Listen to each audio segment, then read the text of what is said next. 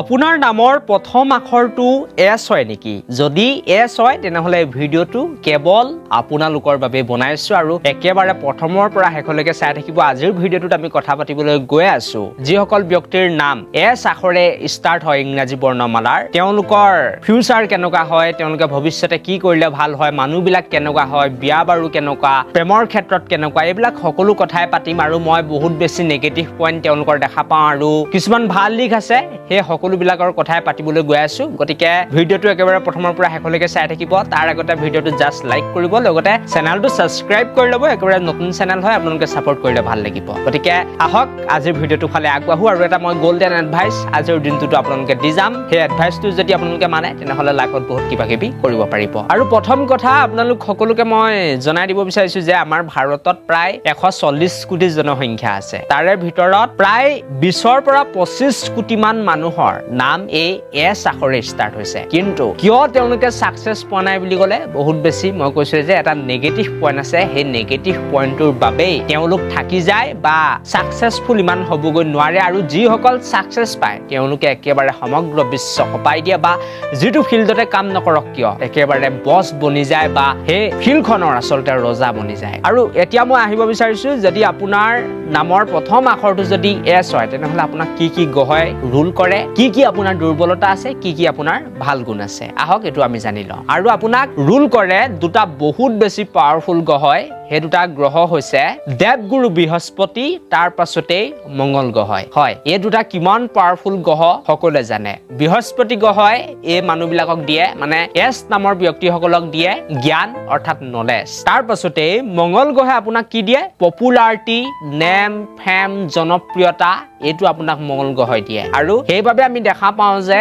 যিসকল ব্যক্তিৰ নাম এছ আখৰে ষ্টাৰ্ট হয় তেওঁলোক যদি কিবা এটা ফিল্ডত গৈছে, এক্টিং হওক, ডান্সিং হওক বা স্পৰ্টতে নাযাওক কিয়, তাত আচলতে বহুত বেছি জনপ্ৰিয়তা পোৱা দেখা যায়। কিয়? এই কাৰণে কাৰণ মংগল গ্ৰহই তেওঁলোকক ৰুল কৰে বা নিয়ন্ত্ৰণ কৰে। তাৰ পাছতে আৰু এটা গ্ৰহৰ আশীৰ্বাদ তেওঁলোকে লাভ কৰে। সেইটো গ্ৰহ বুলি ক'লে আচলতে ভুল হ'ব, কিন্তু জ্যোতিষ শাস্ত্ৰৰ গণনা মতে এইটো গ্ৰহ বুলিয়ে ধৰা হয়। নাম হৈছে ৰবি অৰ্থাৎ সূৰ্য। এই সূৰ্যৰ আশীৰ্বাদ আপোনাৰ লগত সদায় থাকে। আৰু সূৰ্যই কি দিয়ে? মই এছ আখৰৰ ব্যক্তিসকলৰ কথাই কৈ আছো, কিন্তু আপোনাৰ বুলি যিহেতু কৈ দিলো, সূৰ্যই আপোনাক দিয়ে good communication skill, leadership skill. আৰু আপুনি দেখা পাব যে যদি এছ নামৰ ব্যক্তি হয় সেই ব্যক্তিজনে এটা টিম বা এটা কোম্পানী ভালকৈ চলাই নিব পাৰে, বা এটা যদি ক্ৰিকেট টিমৰ অধিনায়কত্ব তেখেতক দিয়ে তেনেহ'লে সেই টিমটোক ভালকৈ কেপ্টেইনশ্বিপ কৰিব পৰা গুণ সেইগৰাকী ব্যক্তিৰ ওচৰত থাকে। কিন্তু আটাইতকৈ বেছি দুৰ্বলতা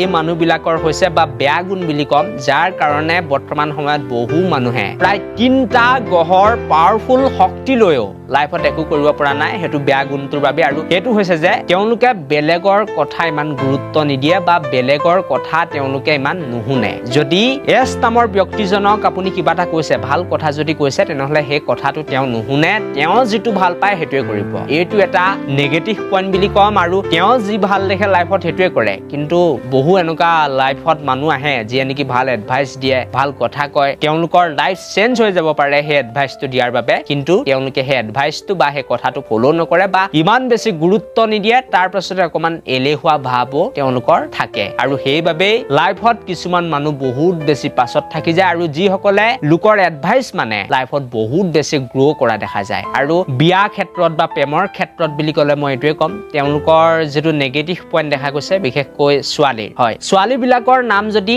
এছ আখৰে ষ্টাৰ্ট হৈছে তেনেহ'লে আপোনালোকে ধৰি ল'ব পাৰে যে সেই ছোৱালীজনীৰ কৰবাত নহয় কৰবাত বিয়াৰ আগতে 2টা বা 3টা ৰিলেশ্যনশ্বিপ থাকিবই। হয়, এইটো এটা বহুত বেছি আচৰিত কৰিবলগীয়া কথা, কাৰণ তেওঁলোক বহুত সোনকালে কাৰোবাৰ প্ৰতি আকৰ্ষণ হয় বা ইমপ্ৰেছ হয়, যাৰ ফলত তেওঁলোকে 2টা 3টা ৰিলেশ্যনশ্বিপত থকা দেখা যায়। কিন্তু যেতিয়া বিয়া হৈ যায় তাৰ পাছত কিন্তু সকলো ঠিক হৈ যায়। এইটো আপোনালোকে চিন্তা কৰিব নালাগে। কিন্তু বিয়াৰ আগত এছ নামৰ ছোৱালীবিলাকে প্ৰায় সংখ্যক ছোৱালীয়ে, প্ৰায় 55% মান ছোৱালীয়ে কিন্তু 2টা বা 3টা ৰিলেশ্যনশ্বিপত থকা দেখা যায়। আৰু ল'ৰাবিলাকৰ ক্ষেত্ৰত যদি মই ক'বলৈ পাবলৈ যায় তেওঁলোকৰ হাৰ্ট ব্ৰেক লাইফত এবাৰ নহয় এবাৰ আহিব। ইয়াৰ পাছতেই এছ নামৰ ব্যক্তিসকলে ব্যৱসায় কৰিব লাগে নে চাকৰি কৰিব লাগে বুলি ক'লে মই আপোনালোকক জনাম যে চাকৰি যদি কৰিব বিচাৰিছে তেনেহ'লে অকমান টপ লেভেলত চাকৰি কৰিবলৈ যাওক, যিবিলাক অকমান ফাইনেন্সিয়েল জব হয় এইবিলাকত যদি আপোনালোকে যায় বেংকিং ছেক্টৰতো আপোনালোকে যাব পাৰে। ইয়াৰ পাছতে ব্যৱসায় যদি কৰিব বিচাৰিছে তেনেহ'লে আপোনাৰ কাৰণে ভাল, ব্যৱসায় কৰিব পাৰে, স্পৰ্টত যাব পাৰে, ডান্সিং,